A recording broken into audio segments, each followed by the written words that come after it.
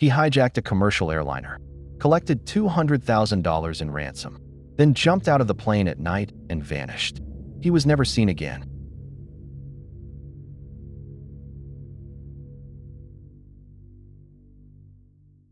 This is the case of D.B. Cooper, the only unsolved commercial aircraft hijacking in United States history. On the afternoon of November 24, 1971, a man calling himself Dan Cooper purchased a one-way ticket in cash for Northwest Orient Airlines Flight 305, traveling from Portland, Oregon, to Seattle, Washington. According to official FBI case files, witnesses described him as a quiet man in his mid-40s, wearing a business suit, a black tie, and a white shirt.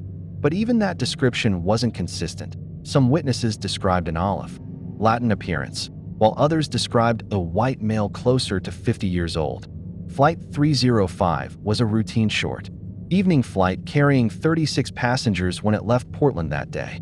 Nothing about the departure suggested anything unusual until the plane was already in the air. While the flight waited on the runway, Cooper ordered a bourbon and soda, appearing entirely calm. Shortly after takeoff, he handed a flight attendant a note claiming he had a bomb in his briefcase. To prove it, he opened his attaché case and showed her a tangle of wires and red sticks, then dictated his demands for her to write down word for word for parachutes and $200,000 in $20 bills. The plane landed in Seattle, where authorities delivered exactly what he had asked for.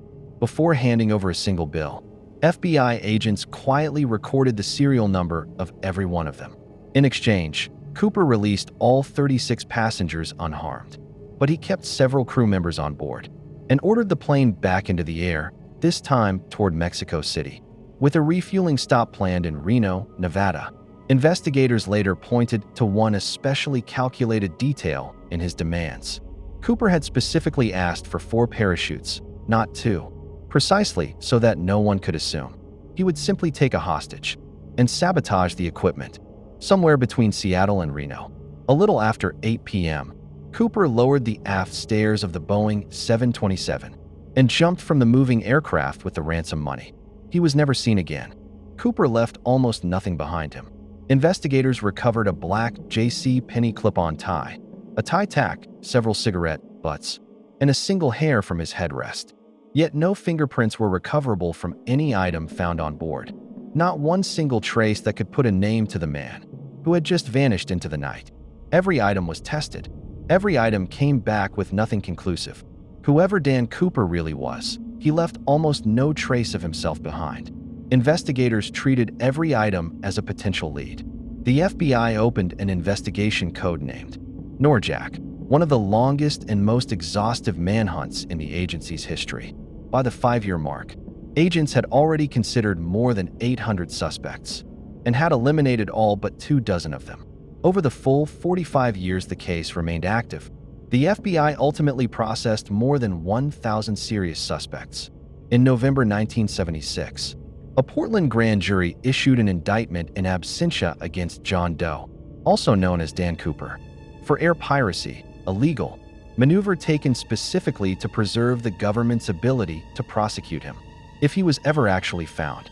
Even by FBI standards, the scale of this manhunt was extraordinary, one of the most resource-intensive investigations the Bureau had ever undertaken for a single unidentified suspect. And despite 4.5 decades of work, the trail always led back to the same conclusion: no name, no arrest, and no confirmed answer for what happened after Cooper stepped out of the aircraft that night. 9 years later, on February 10, 1980, an 8-year-old boy named Brian Ingram found a decaying package partially buried along the banks of the Columbia River. Inside was $5,800 in $20 bills. FBI records confirmed the serial numbers matched the original ransom money exactly. To this day, it remains the only confirmed physical evidence from the hijacking ever recovered outside the aircraft itself.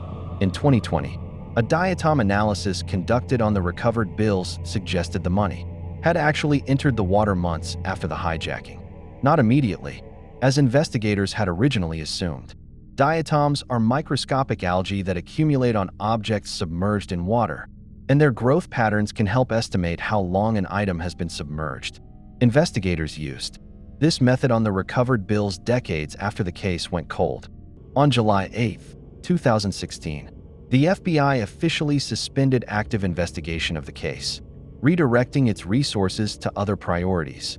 According to an official FBI press release, the case file is now preserved at FBI headquarters for historical purposes only. The agency has stated it will only reopen active investigation if new physical evidence tied specifically to the parachutes or the money should ever surface. As of 2026, the case has remained open for more than 54 years. D.B. Cooper's true identity and his ultimate fate remain officially unconfirmed to this day. That decision effectively closed the most active phase of one of the longest investigations the FBI has ever conducted into a single unsolved case. A ticket bought in cash, a calm demand for a bomb that may or may not have existed, $200,000 for parachutes, and a jump into the dark that no one has ever fully explained. 800 suspects investigated within 5 years, more than 1,000 across 4.5 decades. A handful of decaying bills surfacing on a riverbank 9 years later, and then nothing else ever again. A single confirmed piece of evidence, recovered by accident on a riverbank years after the case went cold, and a man who has never been named, arrested, or found. This remains the only unsolved commercial aircraft hijacking in United States history. The file is closed. The truth is not.